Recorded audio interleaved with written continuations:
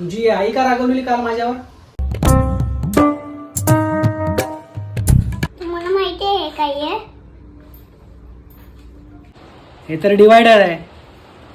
याने असा मेजरमेंट घ्यायचं असतं आणि जे हार्ड सरफेस असतं ना त्याला ह्याने असं ठेवून गोल करू शकतो, जे पुठ्ठा वगैरे. काय कामाचं आहे? वा, पण ह्याचा आणि तुझ्या आईचा माझ्यावर रागवायचा काय संबंध आहे? अरे तिला पण मी विचारलं हे काय येते.